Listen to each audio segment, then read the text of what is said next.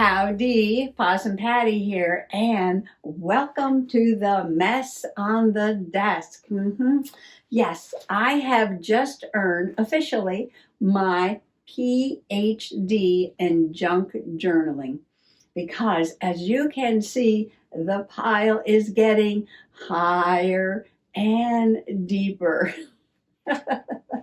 Yeah, well, this is what happened. I left some crumbs on the table. They're working very well. And I picked up this fish and I cut him out and I pulled this page out of the Asian style journal because this was my crumb to do something in that book.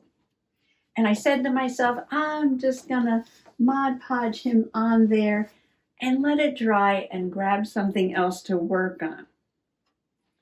Yeah, so what happened was, as soon as I cut him out and went like this, I started getting all different kinds of ideas. Yeah, so I pulled out even more stuff, and that's that pile over there. So if you want to see what I'm up to, well, you just have to come on along. Well, I chose the white paper because I thought maybe if I put a pattern in the background, it might show up behind the fish. And I figured, well, I'll just do a white page and then decorate around it. But then I was like, let me see. And I grabbed this page of water. And I was like, well, I think that'll be fine. I don't think the pattern is going to disturb the picture at all. And then I was like, well, maybe instead of just, one page, maybe I can do a whole spread and slip it back in the center of a signature so I could see the whole thing at one time. And I was like, well, maybe I could just use this blue paper and put him on there. And then I was like,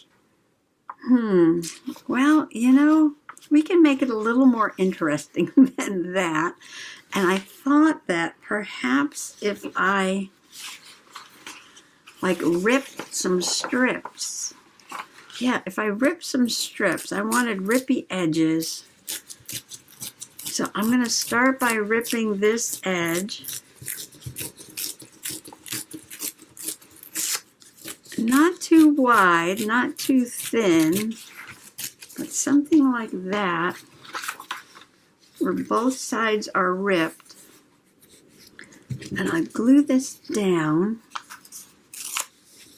but in between put different things.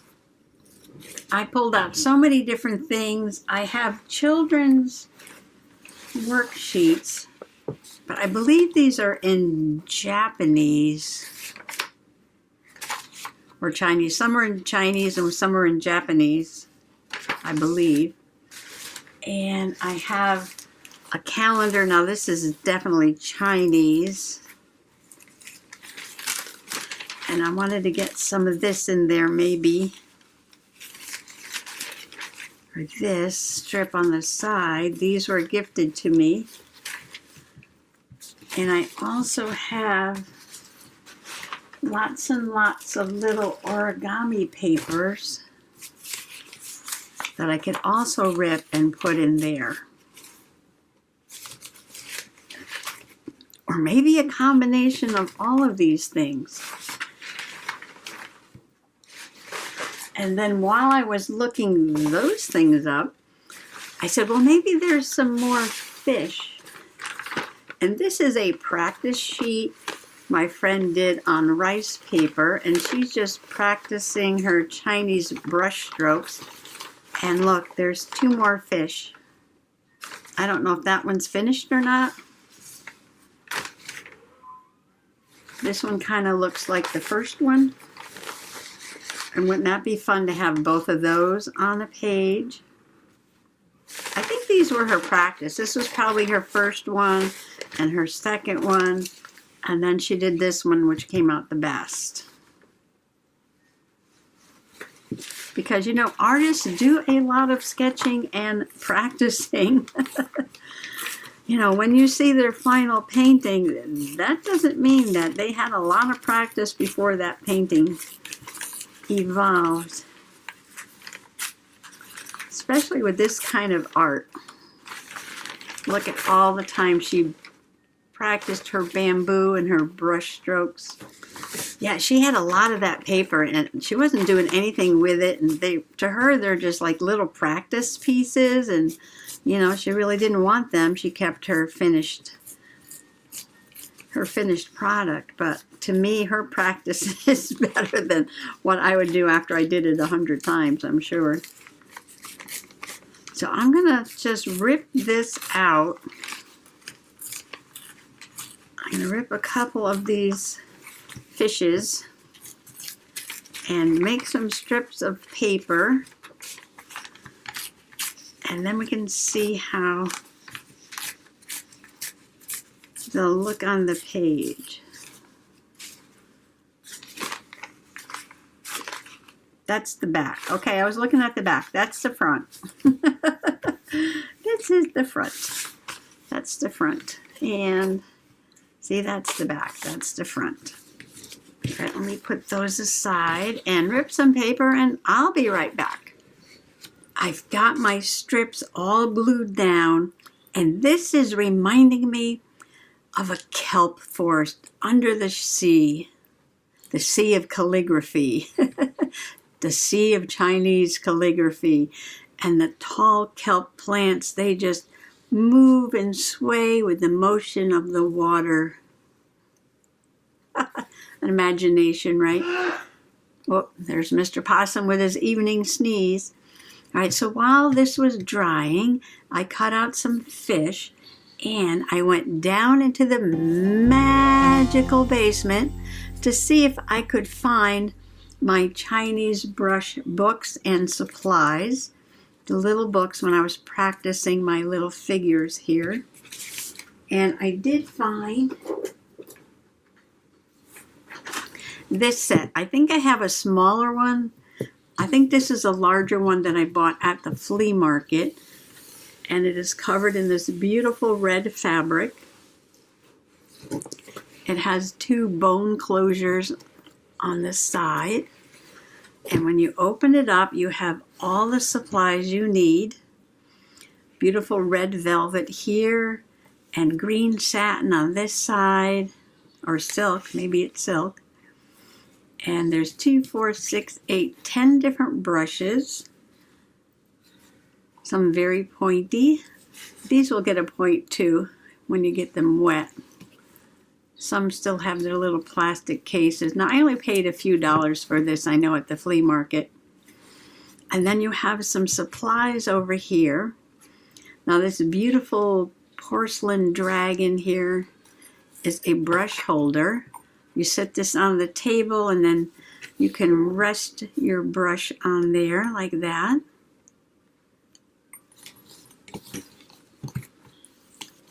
While you're working.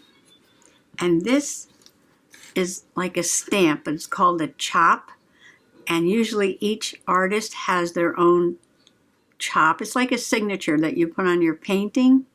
So I don't know whose signature this is, but it's been used.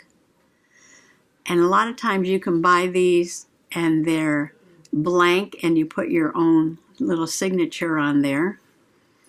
And this is a red ink, and you dip it in there, and then you sign your painting with it.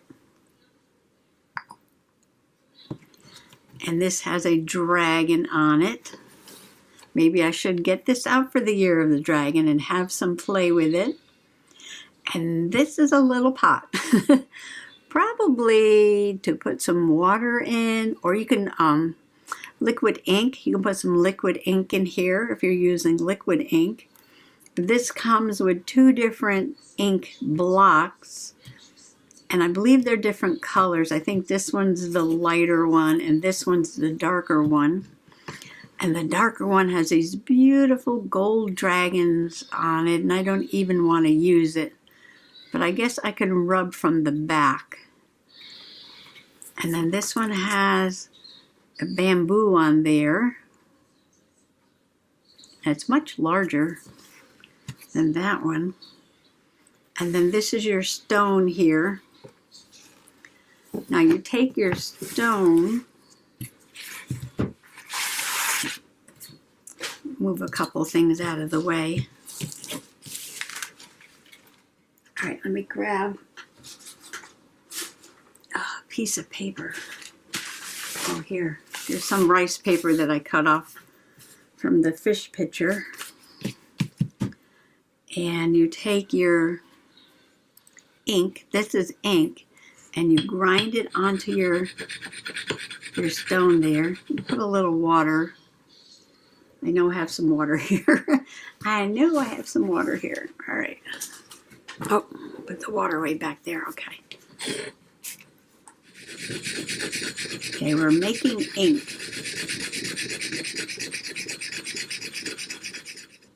All right, let me dry this off before I put it back into that beautiful red velvet there.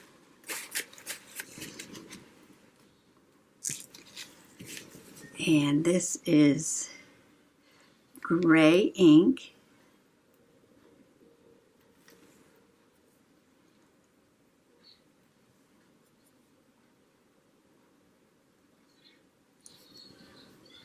And there's all different kinds of strokes that you can practice. And I think this is the darker one.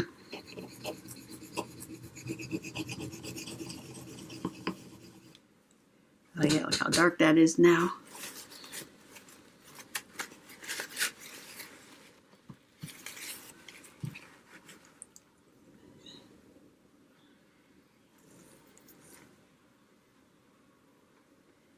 You make some bamboo here.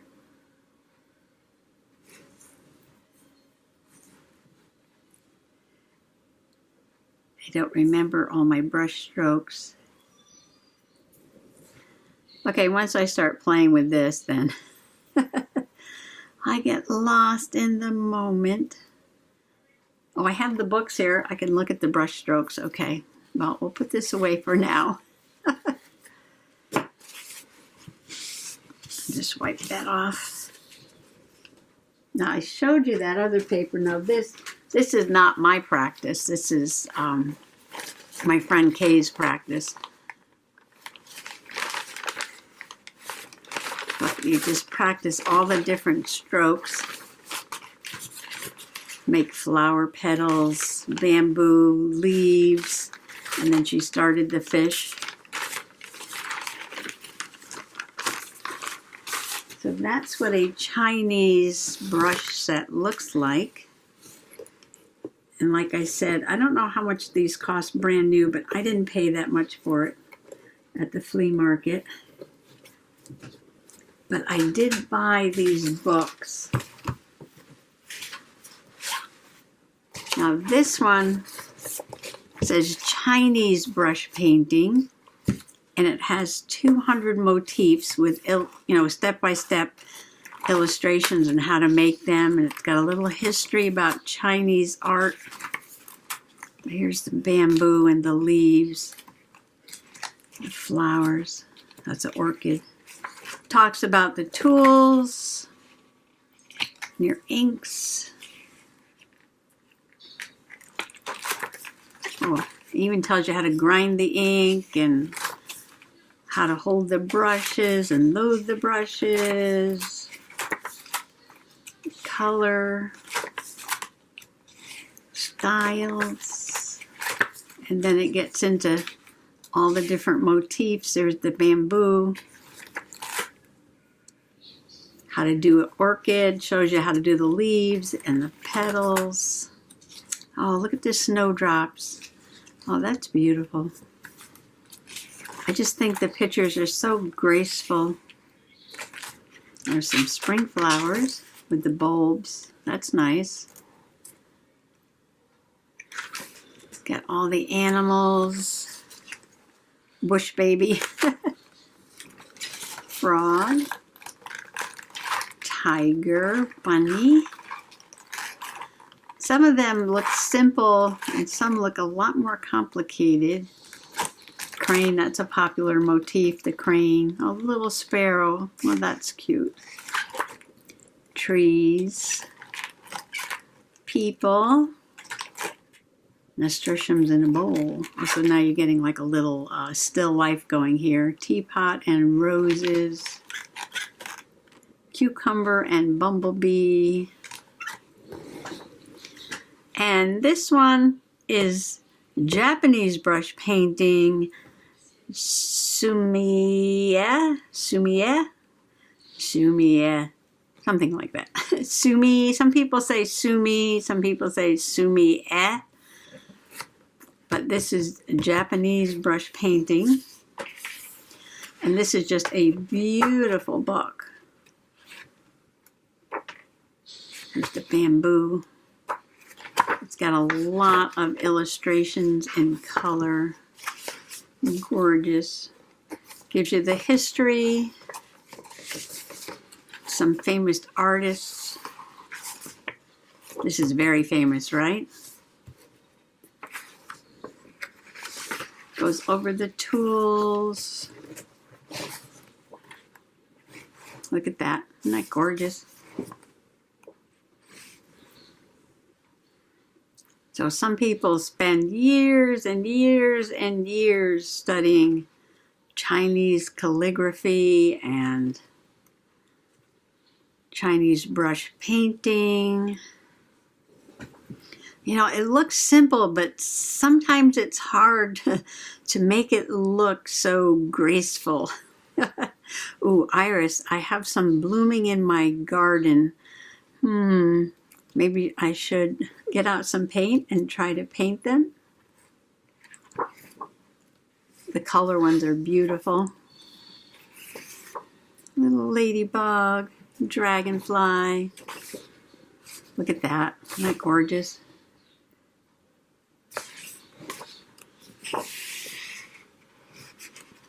Oh, look at these. Ah, oh, I love this. I love that. I love that.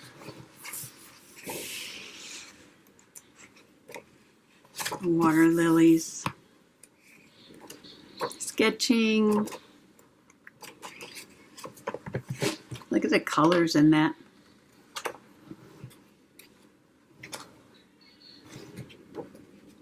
Okay, so that is my collection. I think I have, like I said, one more set of inks. I don't know where that is. But let's get back to this. Now that this is dry, we can glue some things down to it. Okay, I have my two main, very large, what do you call these? These Blackmore goldfish. Blackmores. And then I cut out all these strange little, I don't know what they're, like suckers from the bottom of the, from the bottom of the pool here. And I thought I would add them to the page because that's just one of the practice sheets that I did. And I've got one big one. I think I'll put him back there behind the black ones. So the black ones are going this way and the red ones are going this way. And then keeping with the theme, I have this little money envelope. I think this is like for Lunar New Year's. You give good luck money, good luck coins. And it's got the goldfish. And I was thinking of cutting this a little bit and making a pocket here. And then I also had this fish paper. Somebody gifted me this. And this reminds me of these fish.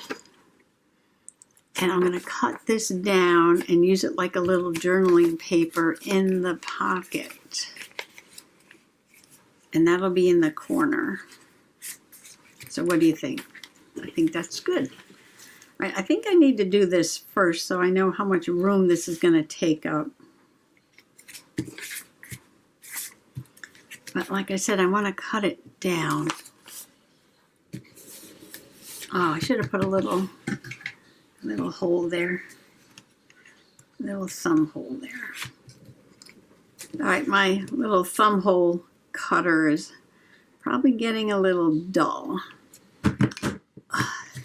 It doesn't like thin paper, so I put an extra paper behind it. I glued it down, and I cut down the calendar. This is going to be a journaling paper, and I'll just pop that in there. And I was cutting off the top, and I noticed this was March 3rd, and it is still the beginning of March right now, and this is 2004, and we're at 2024. So somebody saved this for years and years and years and then sent it to me, and I've had it for a few years, not quite 20, but I've had it for a few years. So after 20 years, this little piece of paper is finally finding a home in a journal. All right, so we need an order to the fish here. The big one's going down first, and he's going to be in the background. I knew an artist in Pennsylvania that taught the sumi. Yeah, she was very good. Not this artist, a different artist. Yeah, this was more of the Chinese brush, and Judy was more of the Japanese brush. My fave thing that Judy did were her birds. Her birds were so gorgeous. I loved her bird paintings. Kind of like the birds in that book that I showed you. Okay, we're going to put this one down and leave room for a little school of redfish down here. So do you try different forms of art just for fun? Maybe you want to try a little watercolors. Maybe you want to try a little mixed media. Maybe you want to play with some pastels, watercolor pencils. There's so many different things you can try. Well, this is just too funny. I got these things all glued down, and I was ready to put the little fish down here, and I noticed that the background is now upside down.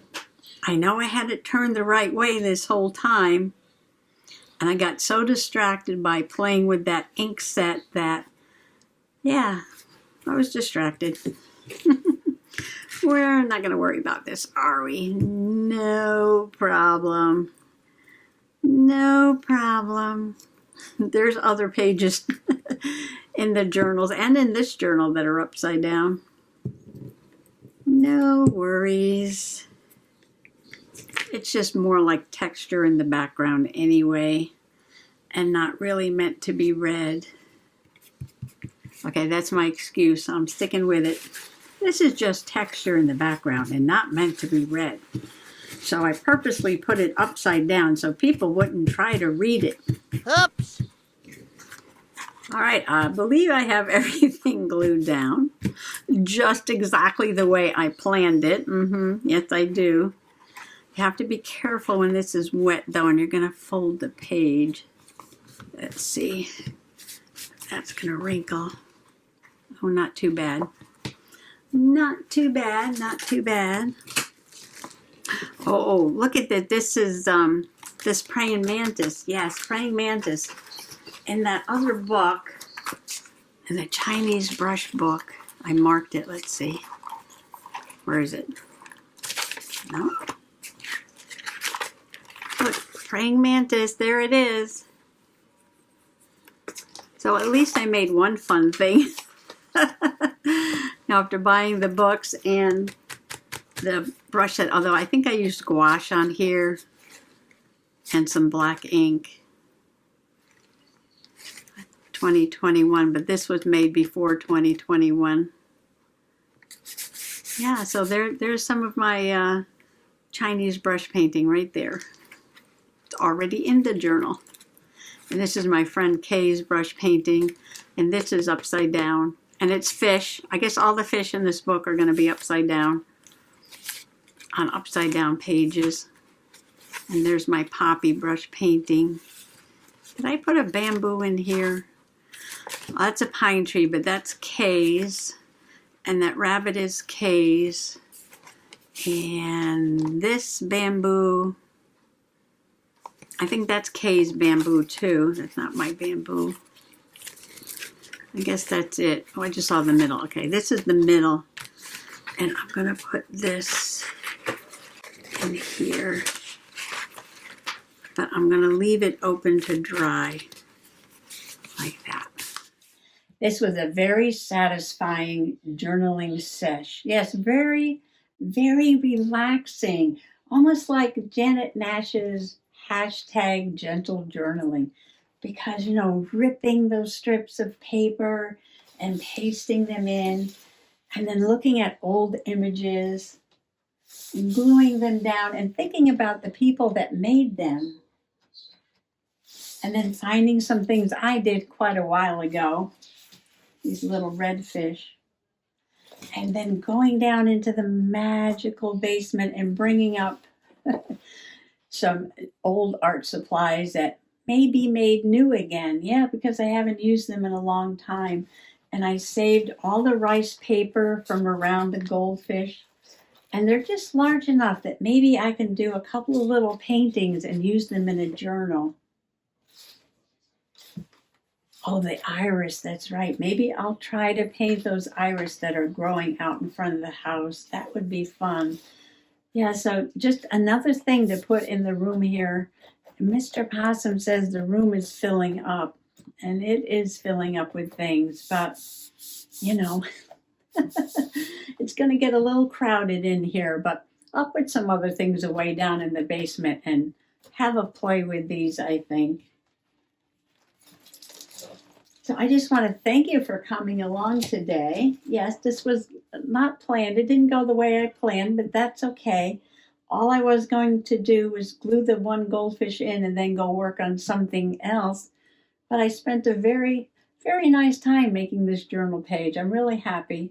Happy with the way it came out and happy with the time spent. And I'm happy with you keeping me company. Yes, I am. Yes.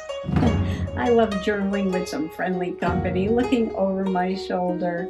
So thanks for coming along today. Happy junk journaling. Bye-bye.